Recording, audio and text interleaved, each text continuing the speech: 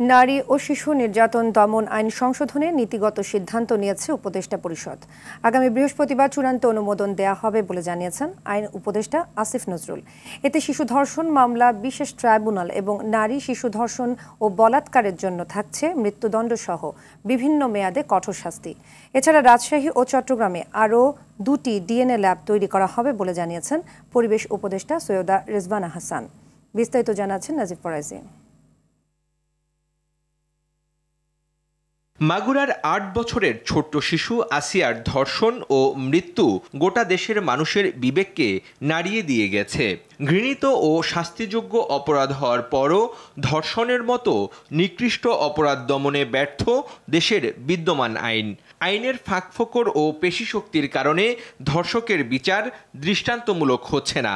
তাই সুবিচার প্রতিষ্ঠায় নারী ও শিশু দমন নির্যাতন আইন সংশোধনের প্রস্তাব অনুমোদন করেছে উপদেষ্টা পরিষদ। প্রধান উপদেষ্টা ডক্টর মোহাম্মদ ইউনুসের সভাপতিত্বে উপদেষ্টা পরিষদের বৈঠকে এই প্রস্তাব অনুমোদন করা হয়। বৃহস্পতিবার দিন এটা চূড়ান্ত অনুমোদন হয়ে যাবে আমরা আশা করছি। এরপর আপনারা খুব দ্রুত গেজেট নোটিফিকেশন হয়ে যাবে। ব্রিফিংয়ে আইন উপদেষ্টা জানান, ধর্ষণের বিচার ও তদন্ত সময় কমানো হয়েছে। ডিএনএ রিপোর্ট ছাড়াও মেডিকেল রিপোর্ট ও পারিপার্শ্বিক প্রমাণের ভিত্তিতে করা যাবে বিচার। শিশু ধর্ষণের মামলার বিচার করার জন্য বিশেষ ট্রাইব্যুনাল স্থাপনের বিধান রাখা হয়েছে। প্রতারণামূলকভাবে হোক বা বিয়ের প্রলোভন নিয়ে হোক, সম্মতিক্রমে যেই ধর্ষণের ঘটনাগুলোর বিচার সেটা একটা আলাদা অপরাধ। সম্মতি ব্যতিরেকে মাগুরার ক্ষেত্রে, বরগুনার ক্ষেত্রে যেই ঘটনাগুলো ঘটেছে সেই ধর্ষণের ঘটনাগুলার আলাদা একটা অপরাধ হিসাবে এখানে আইডেন্টিফাইড হয়েছে। বলাৎকারকে এর মধ্যে ইনক্লুড করা হয়েছে। তবে আসিয়া ধর্ষণ ও হত্যার বিচার চলবে নিজস্ব গতিতে। ডিএনএ রিপোর্ট পাওয়া যাবে 2-3 দিনের মধ্যে। তদন্ত কার্য সমাপ্তির পথে কয়েকদিনের মধ্যে এই মামলার বিচার শুরু হয়ে যাবে এবং খুব দ্রুত নিষ্পত্তি হয়ে যাবে, যেহেতু অকাট্য অনেক প্রমাণ রয়েছে।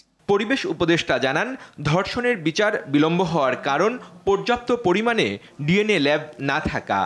এই ধর্ষণের বিচারের ক্ষেত্রে বিলম্ব হওয়ার একটা বড় কারণ হচ্ছে পর্যাপ্ত পরিমাণ ডিএনএ ল্যাব না থাকা।